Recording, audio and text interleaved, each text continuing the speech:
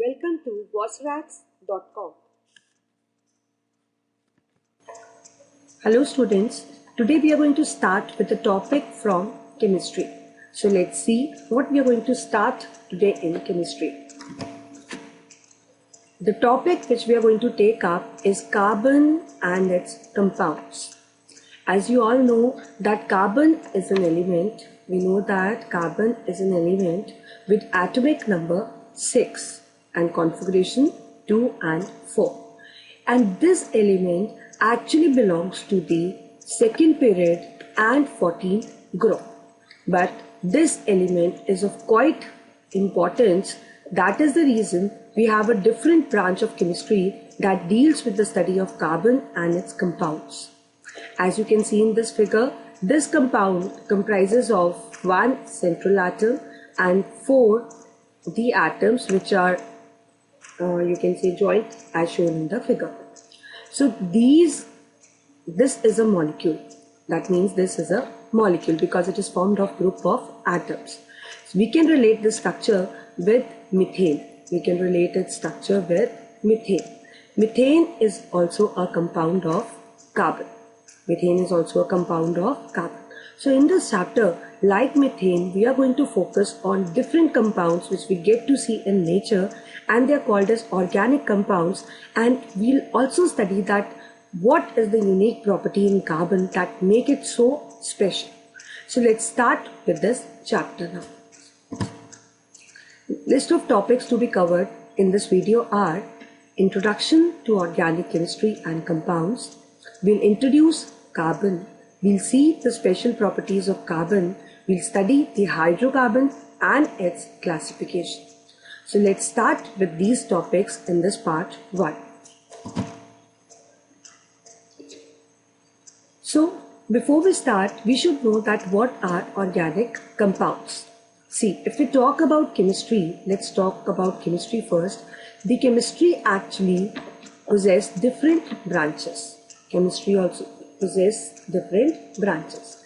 Like we have the organic chemistry, we have the inorganic chemistry, and we do have the physical chemistry. So there are 3 basic branches: organic, inorganic and physical. In inorganic chemistry, we study about the minerals which are present in the earth, or you can say which we get from the earth. In the physical chemistry, we study about the physical conditions like heat, temperature, pressure, solution formation, like these topics are taken in this physical chemistry. If we talk about organic chemistry, it is a complete branch of chemistry, or a big branch, or you can say a vast branch of chemistry, in which we deal with or study about the carbon and its compounds. Carbon and its compounds. So the chemistry that deals with the study of carbon and its compounds is called as organic chemistry. And all the compounds which we get from carbon are called as organic compounds. So we'll take up this organic chemistry topic under this chapter. So how we are going to define the organic compounds? Organic compounds are those compounds that are mainly made up of carbon. Actually, carbon is so versatile in nature that we have to create a full branch of chemistry to deal with the study of carbon and its compounds. Because of its versatile nature, it exists in different forms. And in order to study, we have to create a branch, and that is called as organic chemistry. And the compounds which we study about under the organic chemistry are the organic compounds. The first organic compound which was discovered was the urea. The first organic compound which was discovered was the urea. And later on, there were so many organic compounds. Till now, we can actually prepare so many organic compounds in lab now. Right. So otherwise, when we talk about the ancient time, it was believed that organic compounds exist only in nature. Right. That means they are found naturally. We cannot prepare them in lab. But with later, you can say certain scientists, he actually did certain experiments which lead to the formation of the first organic compound, that is urea. And this organic compound is man-made. This organic compound is man-made. Otherwise, earlier it was believed that all the plants and animals, right, that means the living organisms, they have a mysterious force in them. They have a mysterious force in them, and due to which they can actually produce the organic compounds. So that means the organic compounds are formed only in the plants and the animals, right? But we cannot prepare it in the lab. But later it was seen that we can prepare the organic compounds in lab also, and the first organic compound which was prepared in the lab was called as urea. And later on, there were so many organic compounds which are man-made. Until now, there are a lot of organic compounds which are prepared in the lab. Now let's introduce the carbon. As I told you, carbon is an element. Carbon is an element and it has a symbol C. It has a symbol C. If we talk about its atomic number, the atomic number of carbon is 6 and the configuration is 2 and 4. That means it possesses 2 shells, K and L.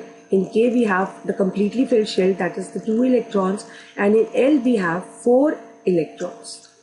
As you can see the configuration, and we can easily make out its position in the periodic table, which is like it possesses 2 shells. That means it belongs to the second period. It belongs to the second period. And because it possesses the 4 electrons as valence electrons, that indicates that it belongs to 14 group. Right, so its valence electrons are 4 and its valency is plus minus 4. Its valency is plus minus 4. Now, carbon actually possesses such important properties that it makes it versatile. And that is the reason we get to see so many compounds in nature that are formed only of carbon. And that is the reason we had to create a special branch in order to study about carbon and its compounds. So what are the special properties that make the carbon so versatile or make the carbon so unique? So let's study about it. So the first property is catenation. Catenation means carbon can link with its own kind of atoms. That means carbon can link with carbon-carbon atoms, and these atoms can be linked in order to form a long straight chain, or they can be linked in order to form a branch chain, or they can be linked in order to form the closed ring-like structures. Right? So that means it possesses this property, that is catenation. And how we are going to define it? We are going to define it that it is a self-linking property. Self-linking means carbon can link with its own kind of atom. So it is a self-linking property of carbon, that is, it links with its own kind of atoms, giving rise to long chains, and those chains can be branched, can be straight, can be ring-like. So that is the reason it possesses so many compounds. The second property that makes the carbon so unique is tetravalency. Here tetra stands for 4 and valency we know is the combining capacity of an atom. So as we have studied that carbon atomic number is 6 and configuration is 2 and 4, and we can easily see that it possesses 4 electrons which act as valence electrons, and due to this 4 electrons it can easily lose, gain or share these 4 electrons with other atoms in order to attain stability. So though it possesses the different methods to attain the stability, it can lose also, it can gain also, it can share also, and it can actually do this with different kind of atoms. So that leads to the formation of different kind of compounds. So this is the second property which actually makes it unique, that is tetravalency. In this figure you can see that carbon is bonded with 4 hydrogen atoms. Carbon is bonded with 4 hydrogen atoms, and carbon is sharing its 1 electron each with all the 4 hydrogens. Right? So that means in this case it is sharing the electron. And after sharing, the carbon becomes stable. So it can share, it can gain, it can lose electrons in order to attain stability. Third special property is multiple bonding. Third special property is multiple bonding. That means it has a tendency to form single bond, double bond, or triple bond. We know that, like if we talk about the covalent bond, it is formed when the sharing of electrons take place. And if the electron contributed by the combining atom is one each from both the atoms, then it leads to the single bond. And if it is two from each combining atom, it becomes the two electron pairs, and it refers to as double covalent bond. And it can be 3 electrons also, and it means the triple covalent bond. So carbon has a tendency to form single bond, double bond, as well as the triple bond, and due to which it shows different compounds that exist in nature. So due to these special properties, carbon is versatile in nature. That refers to that it forms so many compounds that we have created a special branch in order to study it. And that branch is organic chemistry. That branch is organic chemistry. The first organic compound which was formed was man-made, that is urea. As I told you, the first organic compound which was prepared in lab was urea, because earlier it was thought that we cannot make organic compounds in lab. But this formation of urea actually proved that statement wrong, because after urea we could prepare so many compounds in lab. Until now there are so many organic compounds that are daily made in lab. The common organic compound, if we talk about, is the hydrocarbon. The most popular, you can say, the organic compound is the hydrocarbon. Hydrocarbon is an organic compound which possesses carbon, and along with it, it possesses hydrogen. So we can say that the compound of carbon and hydrogen are referred to as hydrocarbons. So in hydrocarbons, we'll see that there is carbon, there is hydrogen, and some other atom like oxygen, nitrogen, sulfur. They may also present in traces, right? But the presence of carbon and hydrogen is mandatory. So let's study about hydrocarbons in detail now. So how we are going to define the hydrocarbons? Hydrocarbons are the compounds of carbon and hydrogen, and they may also contain some other atoms, as I told you, like nitrogen, oxygen, sulfur, etc. in traces. The figure that you can see here in the slide is of methane. So it is also an example of hydrocarbon. As you can see that it possesses carbon and it possesses hydrogen, and the compounds of carbon and hydrogen are referred to as hydrocarbon. Now, if we study about hydrocarbons and if we try to classify them, we have seen that hydrocarbons are basically of two types. Either they are saturated or they are unsaturated. So let's make out that what is the difference between the saturated hydrocarbon and the unsaturated hydrocarbon. So if we talk about the saturated hydrocarbon, right, we have seen that the saturated hydrocarbons are those in which the carbon-carbon atoms are linked by a single bond. So whenever you see a compound where only the single bonding is present, whether the compound is possessing a straight chain or a branch chain, but if the single bond is present between the carbon atom, that refers that it is a saturated hydrocarbon, right? And saturated hydrocarbons are termed as alkanes. They are termed as alkanes. And if we talk about the unsaturated hydrocarbon refers to a compound in which we get to see the presence of double or triple bond in a structure. So it's not like that everywhere you will see the double bonding. No, double bond is present at certain places. Similarly, the triple bond is present at certain places. And leaving those carbon atoms which are bonded by triple bond, all other carbon atoms, they possess the single bond, right? So like if I say that this is a compound, so this is an unsaturated compound, because you can easily see that these carbon atoms are linked by double bond, and other than these carbon, they possess the single bond. The compound can be like this also, that there is double or double as well as triple bond in a structure. It can be like this. So all these compounds which possess the double or a triple bond or both are referred to as unsaturated hydrocarbons. So if the compound possess the double bond, they fall in the category of alkenes, and if they possess the triple bond, they fall in the category of alkynes. So I think you got it. So we have the saturated and unsaturated as alkanes, alkenes and alkynes. Alkanes are saturated compound, alkenes are unsaturated, and even the alkynes are unsaturated in nature. So let's study about alkane, alkene and alkyne in detail. Now if we talk about alkane, I've already told you that alkanes are those in which you get to see only single bonding.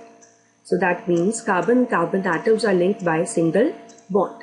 In case of alkene, you will get to see the presence of double bond also along with the single bond.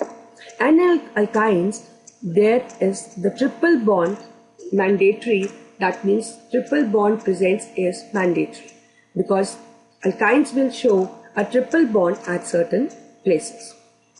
Now, the ending of these compounds, like if you get to see a compound in which we have seen that all the carbon atoms are linked by single bond, so the ending of their name, that is called as the suffix. What is suffix? That is the ending of the name. So for all alkanes, the ending will be "ane".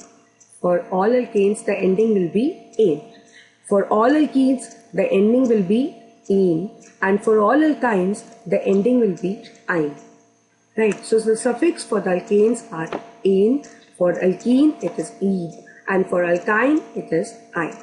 Like if you get an example, let's say you see a word that is ethyl. So by looking at it, you can easily make out that it has "ine". That means it is a compound, unsaturated compound, and it falls in the category of alkyne, because alkynes possess suffix "ine". Right, so this is how you're gonna make out, even by looking at the names or by looking at the structure. Now, if we talk about the general formula for the alkanes, it is CnH2n plus 2. For alkenes, the general formula is CnH2n, and for alkynes, it is CnH2n minus 2. In all these cases, N specifies the number of carbon atoms. N specifies the number of carbon atoms. Let's learn more about this N now. So let's study about alkanes. So as I've told you, alkanes are those in which there is carbon-carbon single bond, and the ending for those compounds is "ane", that is the suffix is "ane", and the general formula for it is CnH2n plus 2. Now if we talk about the N, I told you N refers to number of carbon atoms that are present in the main chain. Now what is chain and what are the carbon atoms? I'm going to explain you. See, this N actually refers to a word root. That means if you have a compound, let's say I have a compound like this, right? So these number of carbon atoms which are present in the chain, as you can see here, the number of carbon atoms are 1, 2, 3, 4, 5. So for this, the N is going to be 5, and it is called as word root. So the number of carbon atoms present in a chain refers to the N, which means the word root. Now, if the N is 1, the word root which is used is meth. We use the specific names in order to indicate the number of carbon atoms in a chain. So if N is 1, the word root which we use is meth. And if N is 2, the word root that we use is eth. And if N is 3, the word root we use is pro. If N is 4, the word root we use is but. Similarly, if N is 5, the word root which we use is pent. If N is 6, the word root which we use will be hex. If n is 7, the word root which we'll use will be hept. If n is 8, then the word root is oct. If n is 9, it is non. And if n is 10, it refers to dec. Right? We have the word root beyond 10 also, but up to your level, you should be familiar with this dec only. We have to study till dec only. So I think you got it. And these names, that is the word root, it is similar for alkanes, alkenes and alkynes. And you need to learn them. Now, let's form the members for the alkanes. Like if I talk about its first member, then obviously the first member will possess the minimum carbon atoms. So let's take the minimum carbon atom as 1. 1 refers to meth. 1 refers to word root meth. And we know that for anes, the suffix is ane. So the name of first member of the alkane becomes methane. Right? So how you're going to make its structure? Meth refers to 1. So let's put 1 carbon. Right? And ane refers to there is a single bond between carbon and carbon. But now meth means only there is 1 carbon atom. So we are not going to make the single bond with any other carbon atom because it possesses only 1 carbon atom. Now we know the valency of carbon is 4, right? And it has to share 4 electrons in order to become stable. So what we'll do is, let's say it has 4 electrons. So in order to stabilize its 4 valency, what we'll do is we'll make it bond with hydrogen. We can put as many as hydrogen needed in the compound. Like as you saw, there were no other atom to which this carbon can bond and stabilize itself. So we'll stabilize by adding those number of hydrogen atoms which are needed to make the carbon stable. So in this case, we had to share the 4 electrons of carbon with other 4 atoms, and those 4 atoms which will share the 4 electrons will be none other than hydrogen. So we can put as many as hydrogen which are needed in order to stabilize. So here we needed 4 electrons to be stabilized. That is the reason we used 4 atoms. So the formula becomes 1 carbon and 4 hydrogen. So this is what is the first member formula for alkanes, that is methane.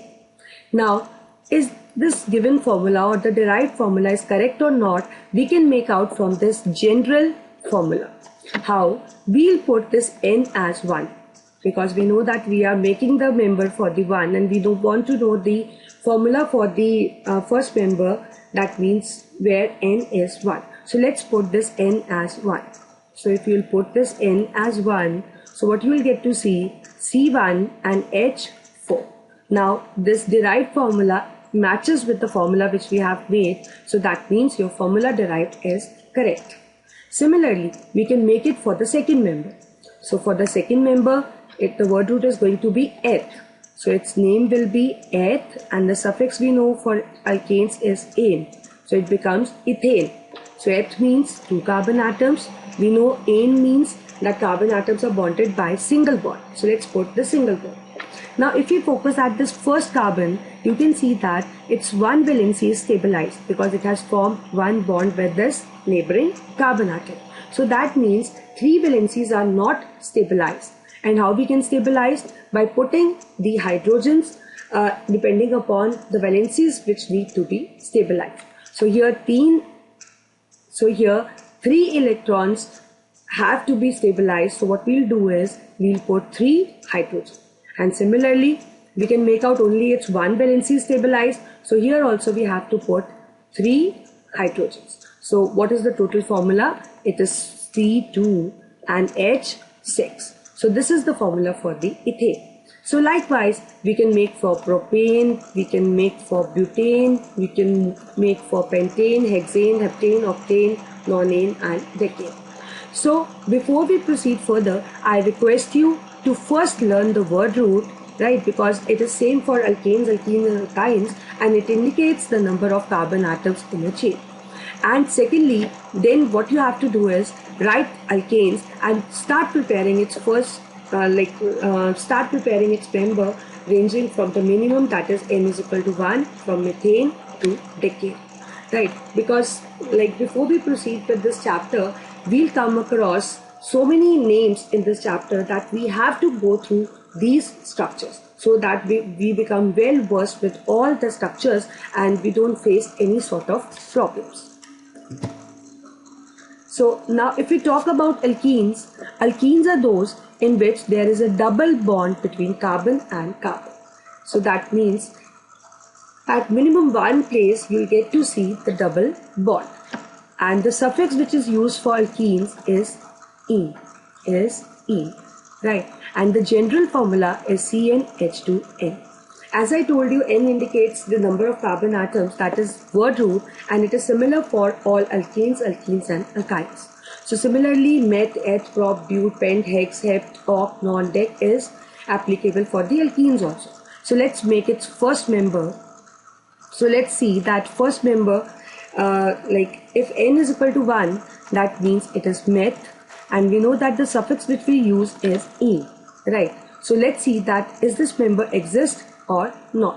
So meth means one carbon, right? -ene means it must have a double bond. And as we can see that there is no other carbon atom, and we also know that double bond cannot be formed with hydrogen because hydrogen shows a duplet rule. So if hydrogen will share 2 electron pairs, then hydrogen will possess the 4 electrons, which is not possible. So the first member of alkene, that is methene, doesn't exist. Its first member starts from minimum 2 carbon atoms.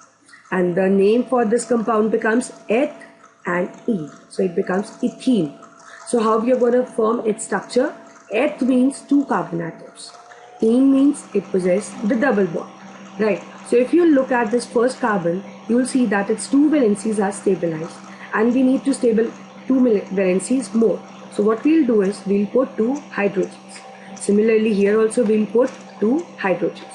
So the formula becomes C2H4. So this is the structure for, or you can say the formula for ethene, and the structure is this. Similarly, we can write for propene. Let's say we have N is equal to 3. N is equal to 3 refers to prop, and the suffix we do is -ene. So let's make the structure. Prop means 3 carbon atoms. -ene means it possesses the double bond. So it's not like that everywhere you will be putting the double bond. No, only double bond will be put at the corner. So let's put either at this corner or at this corner. So let's say we use at this corner, and other than this double bond, every other place will possess the single bond. Now let's stabilize the valency. So in this case, what you get to see that, like if we talk about this first carbon, its 2 valencies are stabilized because 2 bonds it has already made. So we have to stabilize its 2 more valencies. So what we'll do, we'll put 2 hydrogens. So if we talk about this carbon 2, it has formed 3 bonds. That means 3 electrons are already used and 1 electron is left. So what we'll do is we'll put 1 hydrogen here in order to stabilize it. Now its tetravalency is stabilized. And for this, it has made only 1 bond. So we need to stabilize, and we have to put 3 hydrogen.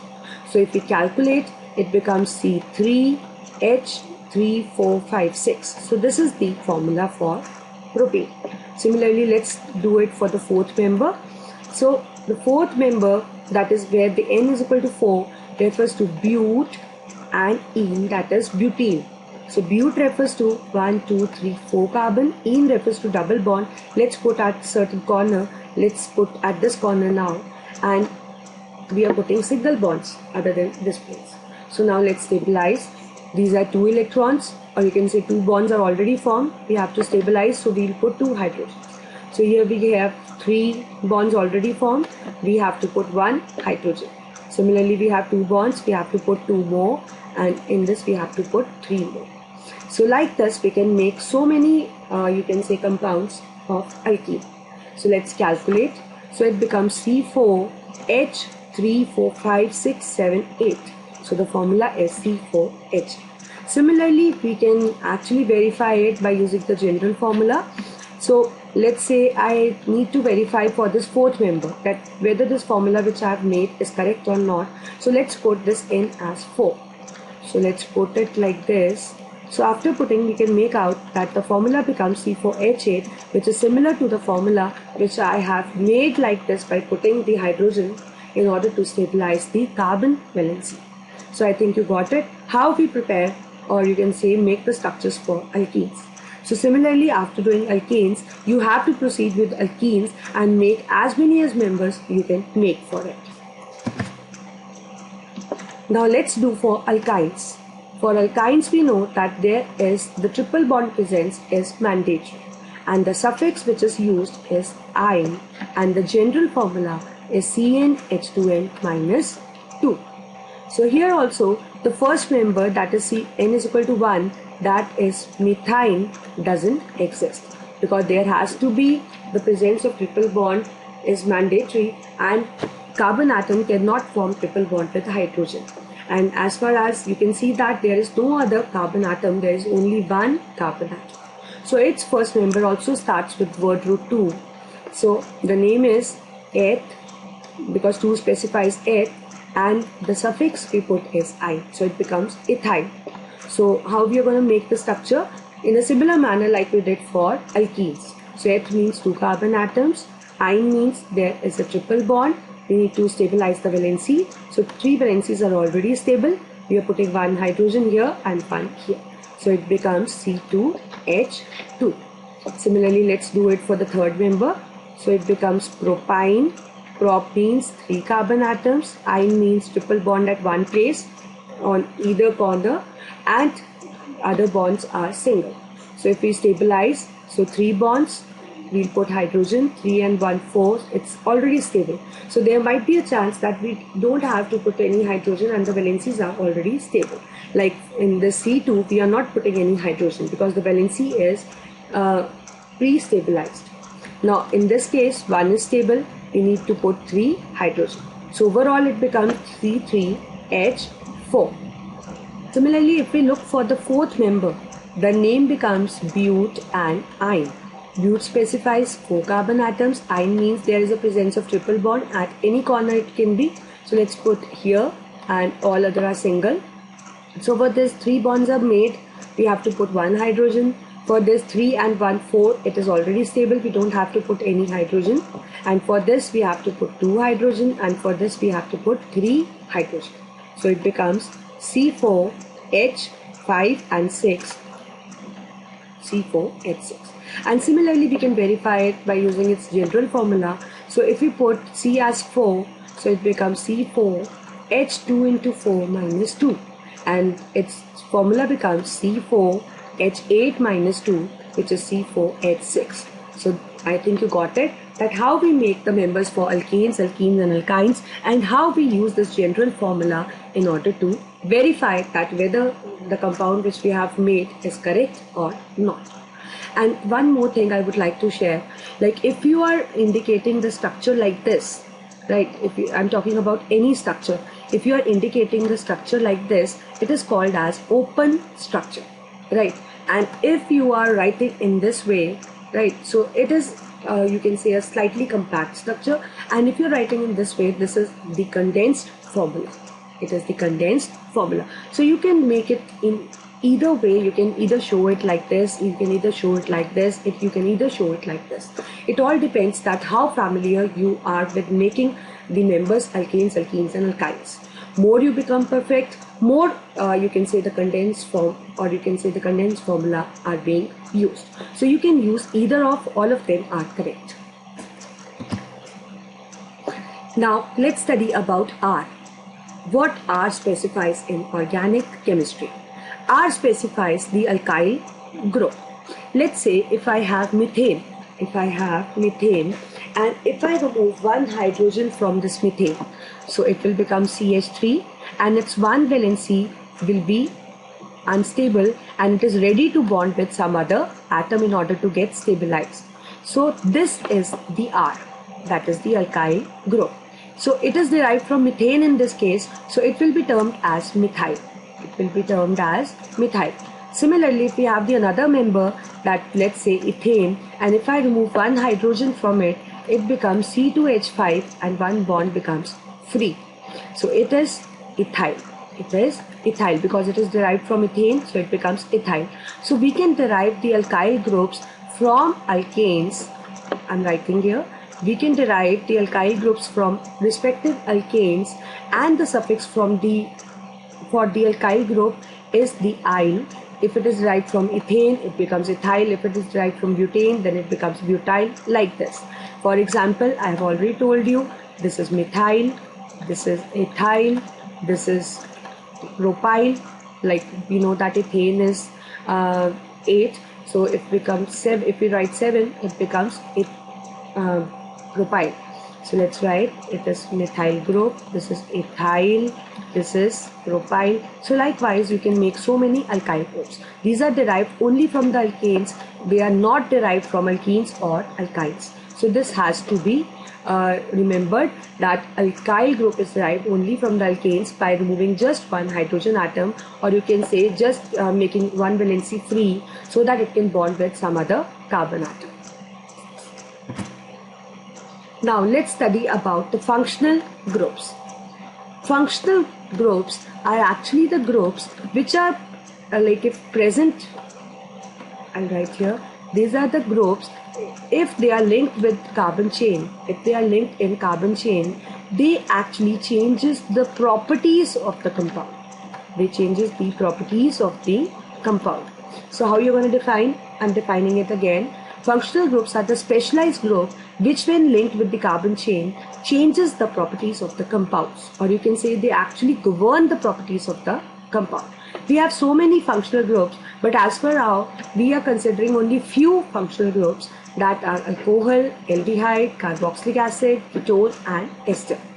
So now we are going to learn about their molecular formulas. So how we come to know that the functional group alcohol is present in any compound? If you get to see any chain and there you see that OH group is present, which is called as hydroxyl group. I'll write here, which is called as hydroxyl group. That means the alcohol functional group is present. And the ending of the name for all alcohol compounds is "ol". Similarly, if we talk about aldehyde, how you come to know that aldehydic group is present? If we have a chain and we get to see CHO attached, either in this way or in this way, so that means the aldehydic group is present. So aldehydic group is specified by CHO, or it may be present in an open form like this. So it refers to an aldehyde. And the suffix which we use for aldehyde is "-al". Now if we talk about carboxylic acid, let's say we have a chain where you get to see the presence of COOH, either in this form or in this form, like maybe in the open form like this. So that means it is a carboxylic group. So carboxylic acid is indicated by COH, or if we get to see its open structure, so it is written like this, COOH. The only difference between aldehyde and carboxylic acid is this oxygen. And the suffix for carboxylic acid is oic acid. It is oic acid. If we talk about ketones, so how you come to know about ketone? If you get to see a compound, or you can say a atom CO linked in the chain, that means the functional group ketone is present. Let's say we have a chain like this, let's write it here, and we are having a group like this. So this indicates that ketonic group is present. It can be written like this also, or otherwise its open structure is this, right? And the ending for all the ketones is "-an".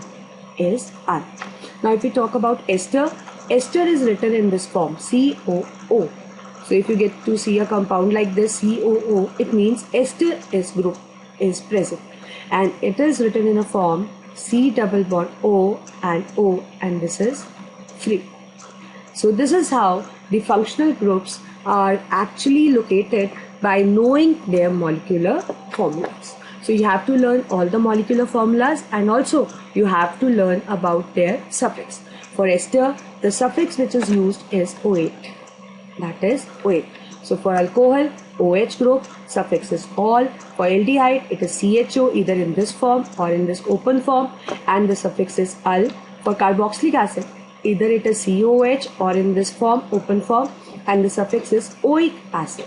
For ketone, it is CO or like this, and the suffix is un. For ester, it is COO, maybe in this open form, and the suffix is OA. So you have to learn these, you can say the formulas, or you can say these groups which are present or which indicates these functional groups, and also you have to go through the suffix. Then only you can make or form their members. So let's make the members for alcohols first. As I told you that in alcohols, what we get to see the presence of hydroxyl group. We get to see the presence of hydroxyl group, or we can say OH group is present. The suffix for all alcohol is ol. The suffix for alcohol is ol. So let's make its first member. First member refers to the same word roots we are going to use, that is meth. An will be there and E will be replaced by the ol. See, whenever the functional group is attached, we use the word root. We use the primary suffix which indicates the type of bond, in, or ein, and then we add secondary suffix. This secondary suffix, when added to primary suffix, E is removed.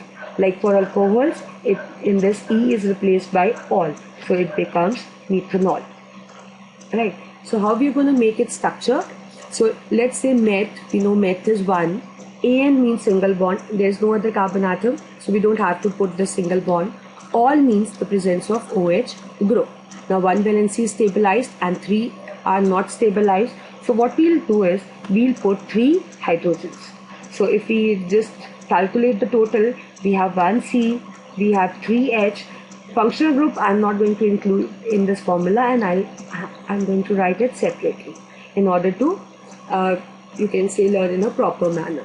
So it will be CH3OH. I may write in this form also, but this will be a complex form. We'll learn this later, but at this stage what we'll do is we'll not add up the functional group atoms into it, so in order to avoid any confusion. So this is what is methanol. Let's make for the third member. I am skipping the second one. You can make in a similar manner for the second one also. So it is prop, an and ol. Propanol, that is word root, primary suffix, and this is the suffix which indicates the you can say the functional group. And whenever the secondary suffix is added and the name of secondary suffix started with vowel, this E is dropped. That is why it becomes propanol. So let's write prop means 3 carbon atoms, an means all are linked by single bond, ol means there is OH, and we have to put this OH at any corner. Let us put at this corner. Now let's stabilize the valencies. This is C3, this is H3. 2 valencies are stabilized, we are putting 2H. 2 valencies are stabilized, we are putting 2H. Let's calculate total. It becomes C3, H, 3, 4, 5, 6, 7, 7 and OH. So this is what is propanol. Now let's write for the another. That is, let's say we are writing for N5. So it is pent, and we are going to write and ol, pentanol. So pent means 5, right? An means all are linked by single bond. Ol means the presence of OH. We can put at any corner. Let's put here. So just satisfy the valencies. So we have C3, H is 2, H is 2, H is 2, and again H is 2. So when we total it, it becomes C 1, 2, 3, 4, 5, C5, H 3, 4, 5, 6, 7, 8, 9, 10, 11, and we have OH. So this is how you're going to make the formulas for alcohols. I think you got it. Let's move ahead. Let's make it for aldehyde now. So if we talk about aldehyde, we know that the functional group which is present is CHO. It can be written in this form also, or it can be written in this form also, where there is 2 double bonds with O and 1 single bond with H. The suffix which is used is al, and this thing. Let's write the formulas. So if we are writing for the first member, it becomes meth, an is the primary suffix, and then we have al, so it becomes methanol. So meth means 1 carbon, right? AN, that means single bond. There's no other carbon atom, so we are not putting any that bond. Al, that means CHO. Now if you will put another CHO, Al means CHO. If you will put another CHO, then there will be 2 carbon atoms. Let's try it out. So if we put one more CHO, so the carbon atoms in the chain will become 2 and it will no longer remain the first member. So what we'll do is we will make the C as CHO. So meth is 1 and we know that we have to stick to 1 carbon only. So we'll make this carbon only as CHO. So let's make it. So this is CHO. Right. So now how many valencies of carbon are stabilized? 1, 2 and 3. 1 is again not stabilized, so we are putting 1 H. So the formula becomes HCHO. The formula becomes HCHO. Likewise, if we are doing for the second member, so it is eth, AN and Al, ethanol. So eth means 2 carbon, AN means single bond, Al means CHO. So we have to make CHO out of these 2 carbon atoms. So let us make this one, because both are at corners, we can make either of. So we have created CHO, this carbon 2. Let's stabilize the valency for this carbon. So this is CH3 and this 4 valencies are already stable. So the formula becomes CH3CHO. Please do not count the CHO into this chain, because otherwise if you'll count, so it may be correct, but you will face a certain problem in using or in identifying them. So it's better at this stage you don't calculate this formula into this main chain while writing the formula for any compound. So similarly we can make for pentanol, butanol, similarly we can make the other members like propanol, butanol, pentanol, hexanol. So you can try it out. Now let's make ketones. We know that ketones are CO and the suffix which we use is -an. Right. So the first member, let's make 1. So it becomes like, as per word root, it becomes meth, AN and -an, methanol. So meth means 1 carbon atom and -an means CO, right? So that means it is like this. So do you think that this member can exist? No, this member cannot exist. Its first member starts with minimum 3 carbon atoms. So its first member is propanol, because it has to possess the carbon atoms on either side, and the minimum carbon atoms which should be there in a ketone in the first member, or you can say in the first lower member, it should be 3. So that is the reason it starts with prop. So prop refers to 3 carbon atoms. AN means all single bond, AN means 1 CO. So we are making this middle one as CO, and let's stabilize the valencies. So this is what is the compound. That is C2H6, and I'm not going to count the functional group. So it is C2H6CO. Likewise, we can make for the another member. Let's say it is butanol. But means 4 carbon atoms, AN means all single bond, AN means CO. Let's make any. We can make this also as CO, we can make this also as CO. So let's make this. So let's stabilize the valencies. So we know that here the valency is stabilized because the double bond is there between C and O, and this is CH3. So what do you get? You get C3, because we are not going to count CO. H becomes 3, 4, 5, 6, 7, 8, and we have CO. You can also write as C4H8O, but I think you should write like this in order to avoid any misunderstanding, right? Otherwise you may create a certain sort of mistake. So it is always better not to count the functional group in order to make the concept clear.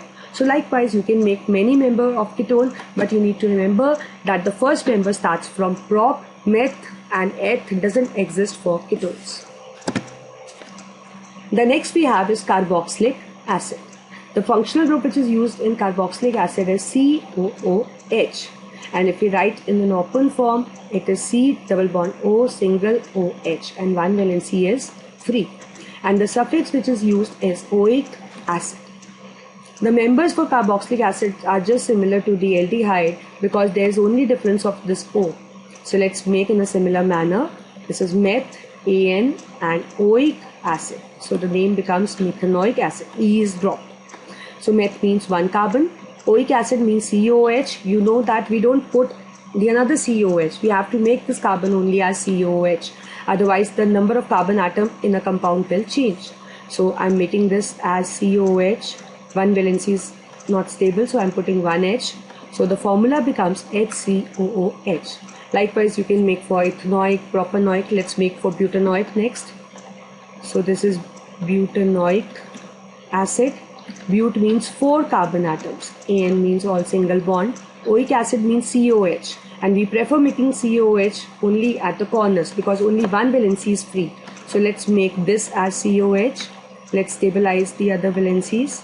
So we stabilize like this. So now what is the total atoms in a chain? So it is C3H34567 and we have COOH. So this is how you're going to write the molecular formula for different carboxylic acid members. Now let's make for ester. For ester we know we have COO. It says similar to ketone, like in ketone we have only CO, and in ester what do we have? We have one more O. So in a similar manner, the first member meth and eth doesn't exist for esters also, because there has to be minimum 3 carbon atoms in a chain. So the first member for it is of minimum 3 carbon atoms. So it is propanoate. So prop means 3 carbon atoms, AN means all single bond, O8 means you have to make this as COO, the middle one. Now we stabilize the valencies and let us count everything except this, C2H6, and it is COO. So this is how you're going to make the members for esters also.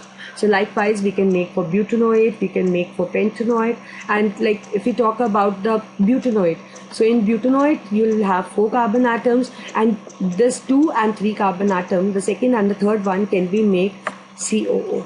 So whether you can make this or you can make this, but only one has to be made COO, and likewise you have to stabilize the valencies by putting the H, and then you can calculate the formula. So this is how we make the members for the functional groups. So the first, you can say the attempt to learn this chapter is to make the formulas for alkanes, alkenes and alkynes, to learn the the groups and the suffix for the functional groups, and also learn to make the members for these compounds. So this is the first step in order to learn this chapter. Thank you for watching this video. For more learning experience, you can visit to www.fossarax.com. So with this we finish part 1.